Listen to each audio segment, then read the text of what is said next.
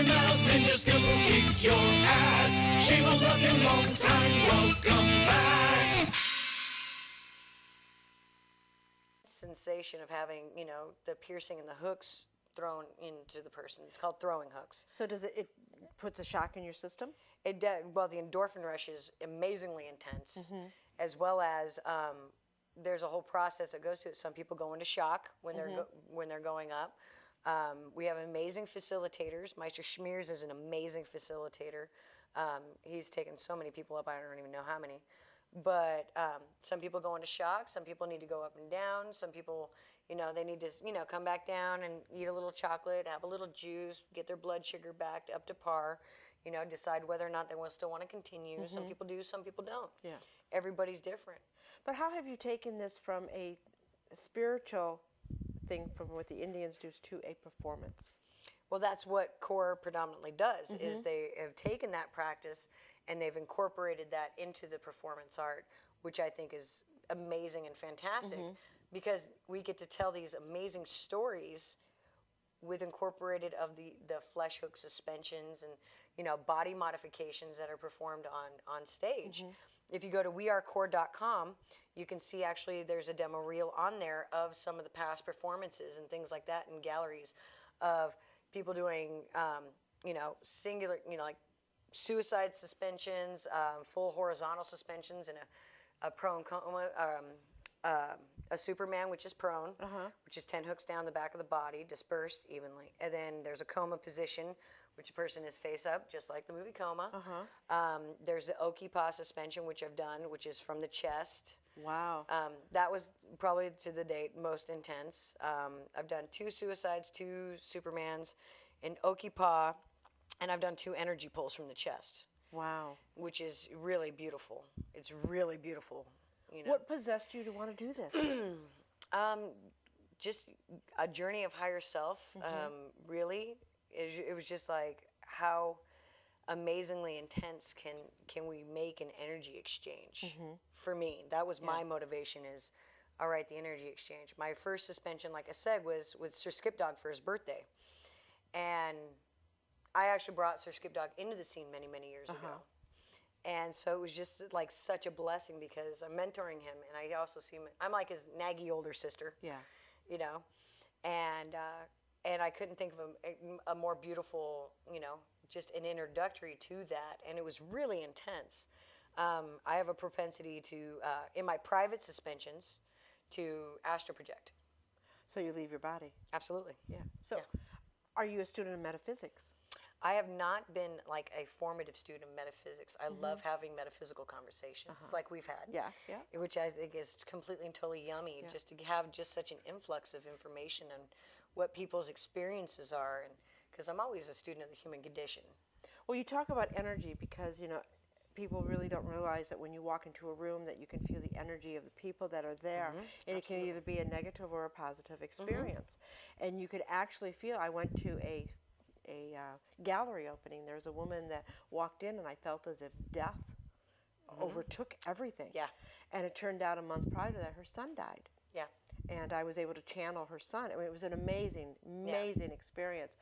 But if we really pay close attention to the energy that we exchange with other human beings, what enlightenment it brings to us. Oh, it's so amazing. And I mean, and it's really, you know, I've come to the place that I've come to because I've worked on myself and my self-awareness so much, and my spiritual connection, that it's just kind of permeated out and made me just so much more aware of the grander layers of things. What road has gotten you into your spiritual self? Actually, my spiritual self has come through the 12-step program that I'm very active in, and being able to choose something of my own understanding that, you know, I was just more accountable to. And I was introduced to Santeria. And I just, for some reason, I have to be like Santeria because my godfather is Argentinian. And I love him to pieces. And it's just, it was so enlightening and just beautiful. And I was just like, there were so many things that lined up for me that I couldn't because up until then I was still an undying, skeptic. There's some energy out there, things like that. And I was very absolutely embracing of that in a different kind of nature, because I used to do energy exchange in a healing sense since I was a child. And but having something that just was much a bigger picture and things like that, I was just like, okay. And I'm such a research absorbent sponge that I just really just involved myself into the religion and the spirituality and the energy of it, to where I'm very aware of it on a second to second basis. Yeah, it's really amazing on how many people that have gotten into a 12-step program have found their spirituality, because it is one step at a time. Absolutely. And it is showing up for life, and it is basically being accountable for your actions in life. That's one of the hardest things for as a human, is to be accountable for our actions of what we do. It's like, oh, shit happens. Why did the shit happen? Well, you need to sit down and take a really good look at it. You got that ticket because you were not aware. Yeah.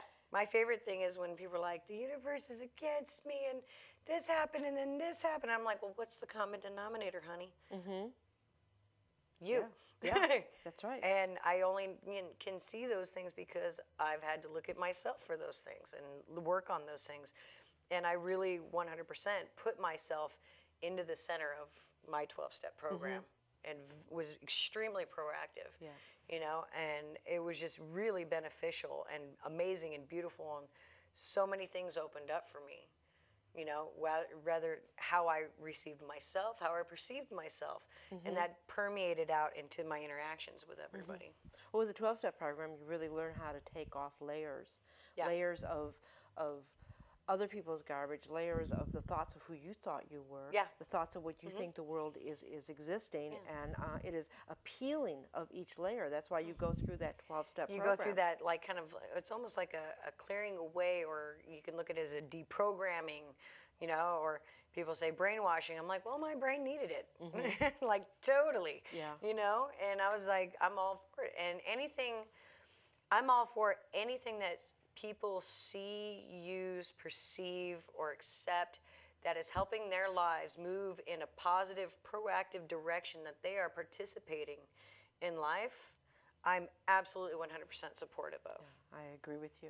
So when you do a BDSM scene, I mean, it's obvious that you have to have a certain energy with that person. I don't have to have a certain energy with a person, which is really interesting. Actually, playing with a lot of new players at Bar Sinister taught me that it's not absolutely 100% necessary to have that amazing idea of this energy exchange that has to take place. Yeah. It could just be, in a very simplistic form, a very new introductory scene. There doesn't have to necessarily be that energy connection, and you could just be maybe a door opener for somebody's experience, that they can go and experience and find that deeper energy connection with somebody else. Just in the moment, we're having the conversations in the chat room going on. Would you like to make some replies of what's going on in the chat room? Your head is going to explode if you keep going that way. My crew is in the chat room, and they're both like smiling. Spirituality is such an individual thing. Yes. I mean, I'm really not for constructive or organized religion. I really think that most people need to find their own spiritual path. And one of the things that I was very impressed with you when you were on Talk of Heathens, because we've never really sat down and talked about this before, and was your spirituality and how you perceived energy.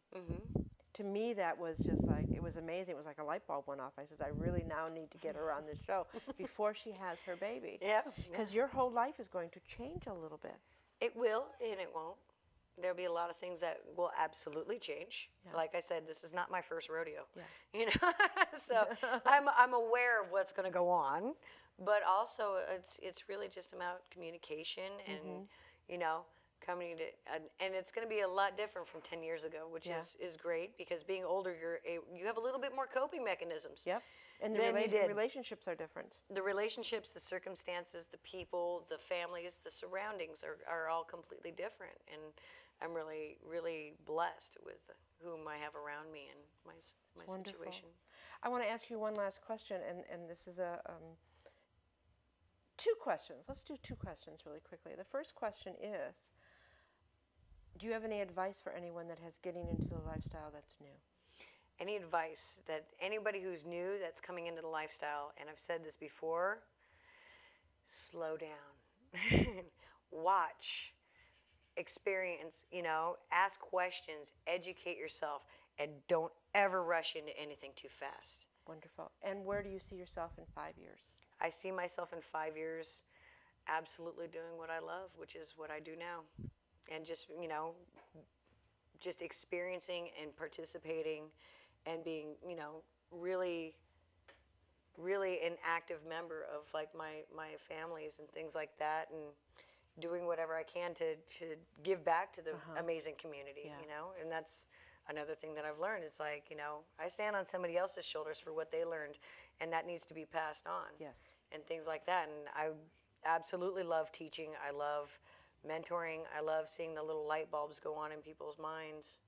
I love, just expanding. I learned so much from mentees. It's not even funny. Just by the way they perceive things. And I'm like, oh, and it makes me open up my perspective on certain things. We do have a chat question. Chat question away. Well, Robert said he was flirting around in your pages and sees the term orishas, and he wonders what that is. That's not orishas, that's orishas. Well, he can't read. That's okay.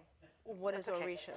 Orishas are actually the title that are given to the deities in Santeria. Oh. Yes, of which there are many. It is very similar to a multi-deity pantheon of different representations, like Hermes or Mercury is the messenger and things like that. Whereas one of the formative deities in Santeria would be El Egua. He would be the messenger. The messenger. I've been, the words, the seeker has been in my head for days. Seeker and the watcher. Oh. Yeah, I'm, getting ready to write something, so I'm getting, There's all kinds of different representations of like, and I'll keep it very simple because I can go really deep really fast. Like ocean waves, rivers, crossroads, railroads, mountains, and that's just like the physical demographics of some of them, as well as what their characteristics that they represent, which can be clarity, stability,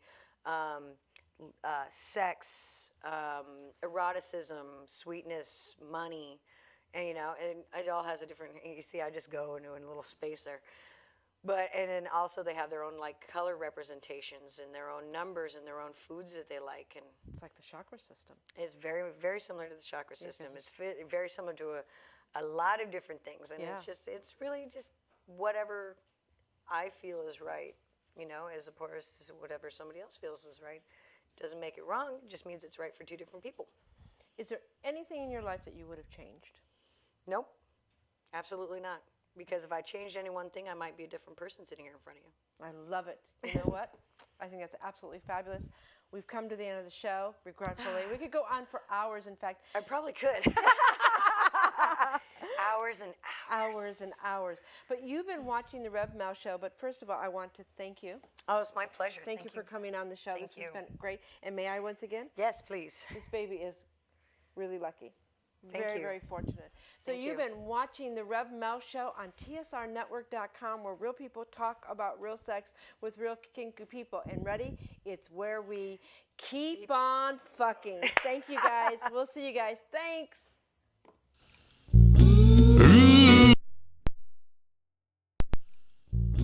Ooh, the show is over. Rev Mel needs to go and masturbate. Ow. We'd like to thank some groovy people. So watch their names on the screen and go tell them that they're great. Yow! Ooh, boo-doo, bow, wow. Rev Mel is a kooky, nutty gal. I love her.